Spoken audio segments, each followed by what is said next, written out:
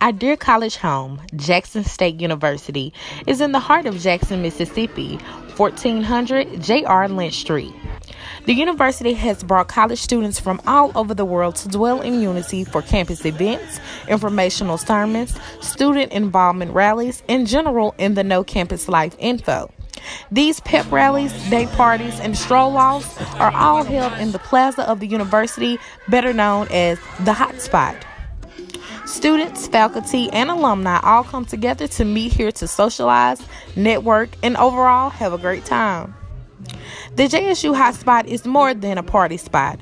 The area on campus has been noted to be a meeting spot for organization and club recruits, military sign-up, and even business promotion and job recruiting. Actually, my first hotspot was before I actually even made it to high school. I came back with my mom and my siblings for homecoming, and we witnessed the hotspot, and I was like, whoa.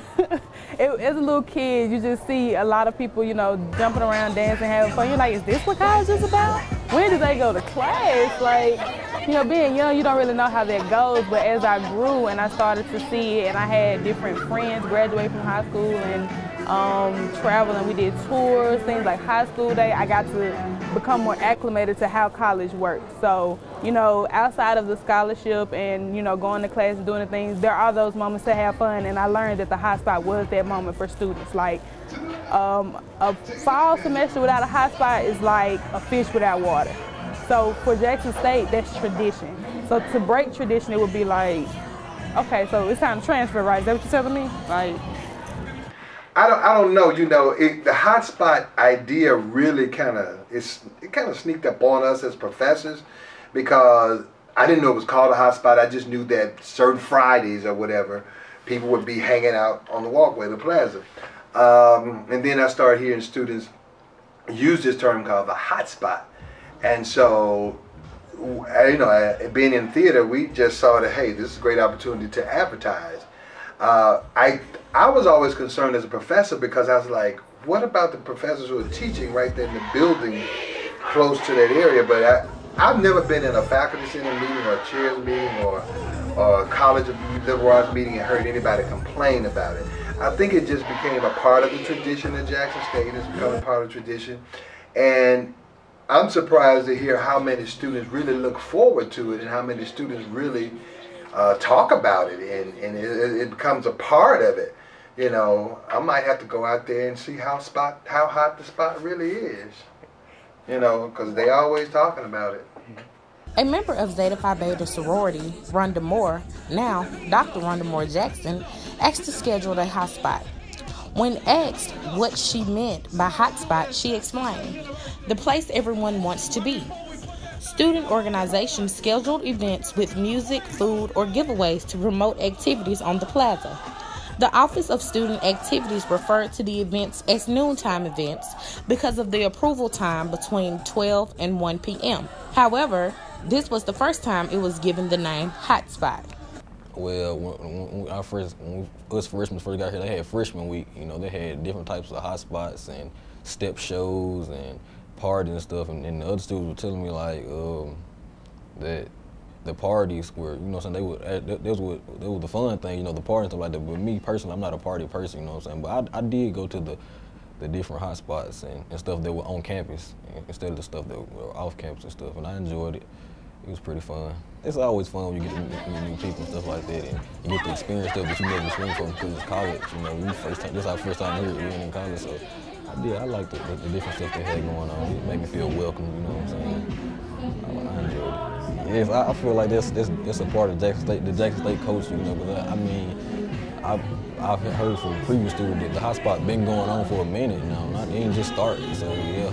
I think it is a part of Jackson State culture. Jackson State would be different without the hotspot, because everybody would be looking forward to a hotspot every Friday, you know. So what we gonna do now? Have a hotspot in the cab? You know, go to the cab and have a little turn up session? I don't know. I'm not sure. Yeah, it is part of Jackson State culture. I heard that term, but I'm not familiar with what the students do. I don't get a chance to walk the campus much, so I don't know what's really going on the plaza. It's a very pretty place for students to hang out, when I walk across there, going to the bookstore and other places on the north part of campus, I see that there are great areas to congregate. Actually, I haven't had an advisor or, any type of faculty actually just, advise against it.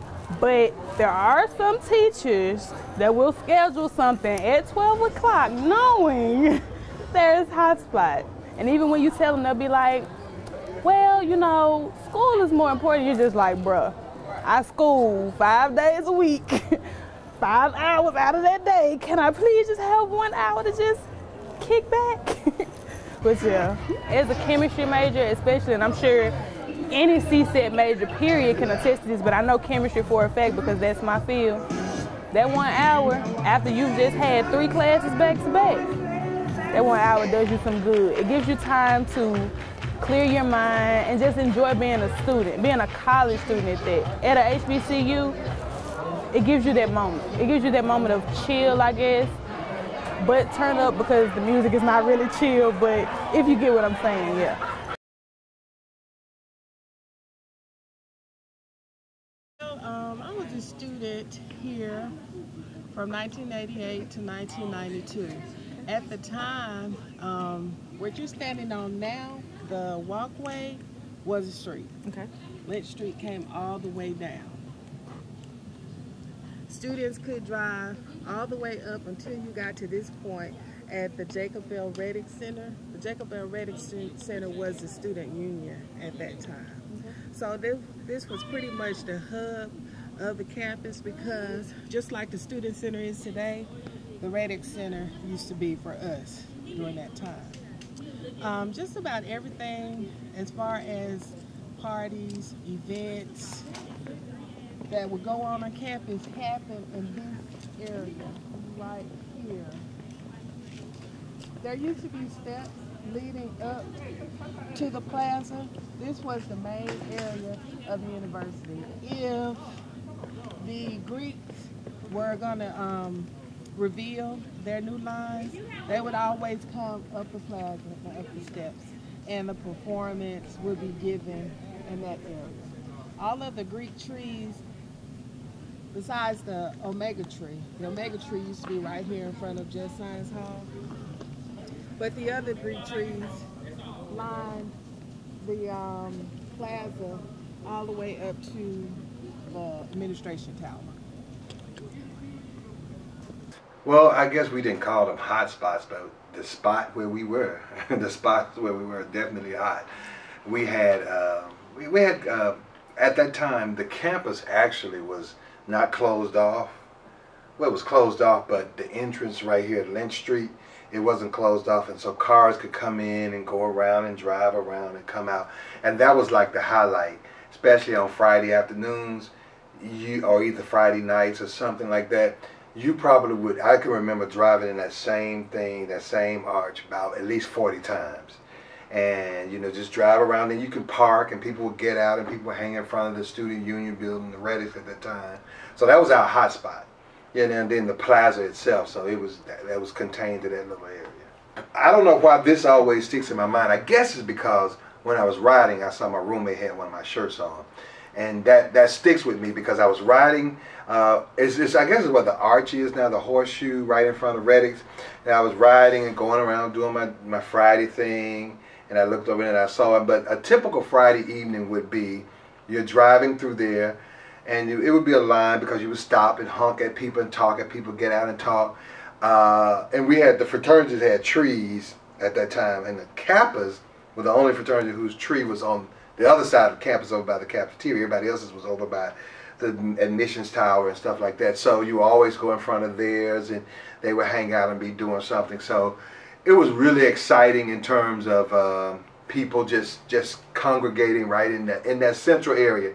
Not much went on in other parts of the campus, but in that central area, it was always great. Well, one thing, a lot of people who haven't been to the university in a long time, they're really amazed when they come through here and they see that this is now, the spot where all the students hang out instead of it being in that area. I remember when President Ronald Mason was in office here, that was when all of the Greek trees were cut down. And of course the students were really, really upset about that. Not just the Greek students, but the other students as well, because you got to understand those trees were very, very, very old trees. But for the Greeks, it was history that was gone. So they were pretty upset about that. And in its place, they made all of the plots, further down the walkway. It was closed off pretty much after the Gibbs Green incident, when the students were killed on campus. That was in the late 60s, early 70s. So to prevent incidents like that from happening again, they closed off the streets so that commuters couldn't just drive through the university. During the 80s and the late 80s and early 90s, the street came and stopped pretty much at just Science Hall, and then you could turn and go back down. Well, I don't know exactly, but I know it was the post-construction of Reddix. They had closed Reddix down, that area in front of it, for a long time, and I remember saying I felt bad for the students who attended Jackson State in that 4-year time period, because they did not get to experience any of that, because it was barren out there. It was just grassy. And imagine having to come to college and not have that experience. But whatever that time period was, it could have been around 2000 or 2001. I don't know in the 22 years, but I know it was shut down for like 3 or 4 years. And that meant that freshmen who came in didn't get that experience. I will say that the weekly hotspots, as far as just before games, are nothing compared to the homecoming hotspot. But that's how everybody looks at it. Homecoming hotspot is always going to be the biggest hotspot. But outside of that, and as far as back when I first got to experience the hotspot, I have to say that now it's louder. I guess because the music has changed. So as far as that goes, the music, and then with this generation being, a more upbeat generation, more technology field generation, now you see a lot of people recording the hotspots, or actually intertwining, I guess, and mixing technology into the hotspot. So I guess that would be the biggest change. Yeah, I do agree with him, because it's, especially during this time, because it is homecoming time now, and it's just to let the students have fun, you know what I'm saying? Because we always working, we always work every day, Monday through Friday. We work on class and stuff. In college now, they give out work. I'm talking about like a lot of work, and so like just to take our mind off the work, you know what I'm saying, so we can have a little fun outside of class. I agree with it. I like it. I don't remember homecoming as much in terms of parties and things. We had our big excitement was at homecoming was to be prepared and see all of the graduates come back. They always came back well dressed and very dignified, and that was a big thing for us. And we did not have a good stadium. Our stadium was just old time bleachers where you could fall through if you didn't step on the board right. So homecoming was just the preparation for those returning.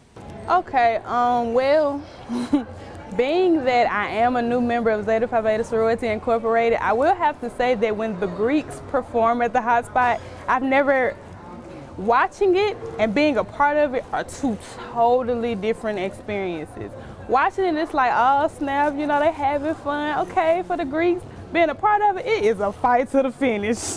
Because you have the AKAs, you have the SG rows, the IOTAs, the Sigmas, the Qs. Everybody's just everywhere. We're all going at it, and it's not competition, but it's like at the same time it kind of is. So it's just like the intensity is not competitive intensity, but it's like get out the way because here we come, or we're coming, get out the way. But it's fun competition. It's kind of like sibling rivalry if you think about it.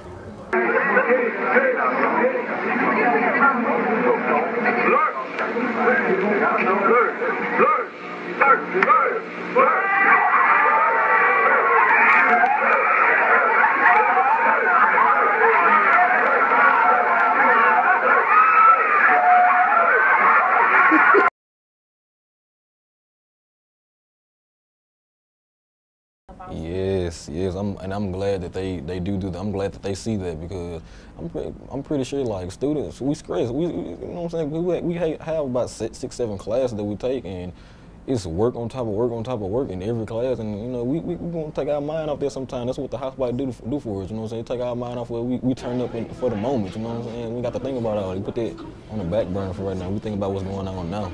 So I'm glad they do that and take that into consideration, that we want to relieve some stress, you know? Yeah, I think it's good. I think it's really good. I think that it has to be a balance in college. It's safe, it's contained, it's on the campus. It gives students an opportunity to really interact with each other. And it is so popular that when I'm pre-registering students for the next semester, I've had students who say, I can't take a 12 o'clock class because I can't miss the Hotspot. So for that to be their response says that it's a pretty going thing. It's a pretty happening thing here at Jackson State. Well, I think, well, for one, you know, everybody has an opinion. So I'm not going to say that they're wrong or that they're right. I will say that I can agree and then I have to disagree, because at the end of the day, your decision or a student's decision to come here shouldn't just be based on the fun that we have. So that's first and foremost. But going into it, I will say that the energy has shifted as far as my freshman year versus my senior year. Like, there's not many people that are just into it anymore. But I will say that it'll always be a Hotspot, so it'll always have that nature of fun. So for those who choose not to, you know, indulge in it, that's on them. Because I go to the Hotspot and enjoy myself. If all I'm doing is listening to the music, dancing with my friends, I'm gonna enjoy it. So you have to make the experience yours. You can't just go off of what other people say. The best part about the Hotspots is when everybody comes out and participates in it. So it's like you see all your friends and like your teammates, and it's just a good time, like dancing, singing, having fun, like on your way to class or skip class to go. But no, don't do that, because I don't do that. You be skipping class to go to the hospital? No, I don't. I go to my 12 o'clock. I go to my 12 o'clock. But I get out at 12:50, so I only get to enjoy like 10 minutes of it. But it's very fun. Freshman year, I was at all the Hotspots, and it was fun.